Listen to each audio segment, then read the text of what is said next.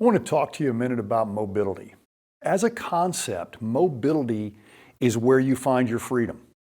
And mobility is usually found in one direction at a time by an infant as they're growing and developing. In manual therapy, we have techniques that actually can reset mobility very quickly by establishing better alignment in the body or maybe reducing muscle tone. But we can do things with our hands and needles and scraping tools and pressure. And if you've ever even had anybody just work through a sore muscle or stiff joint with their hands, you realize they made a greater change in that few minutes than you could have made on your own. But then there are people who don't need all those resets even though they might ask for them. Just a few minutes of integrating a movement pattern or a reinforcement. Now, we often use the word reinforcement to complement the treatment we just did. I moved your joint, now I'm going to put you in a position where you move your joint, and later on you won't have to think about it, your joint will move automatically. That's how we reset, reinforce, and then redevelop a problem.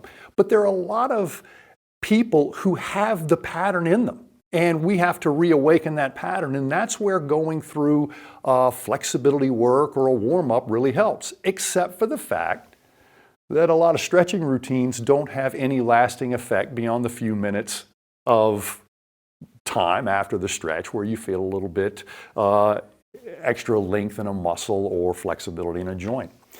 What I want you to understand is if your own movement pattern is the obstacle, that is the way. You don't need an external obstacle many times, and if we use one, it's to basically make you internalize, come up with a better pattern. If you don't establish mobility first, there is no awareness of a barrier or a previous barrier. There's no awareness of a new direction, and therefore there's no awareness of an option that you could maybe bring a different level of motor control. So a lot of people get hung up into what we do first. If you can't at least modulate stiffness or a flexibility problem a little bit, there's really nothing new to work with, to control, or to maintain. If you establish flexibility but it is lost very quickly, there are only two ways to look at it. You didn't integrate the mobility enough to survive the environment, or no matter what you did, the environment they just went back into was too harsh. And so we constantly see a lot of patients and clients gain mobility and quickly lose it. You either got to question the organism or the environment. The one thing you can't question is mobility first. You have got to demonstrate a command of normal movement freedom before you can exert control over that movement in an objective way. How do I mean that?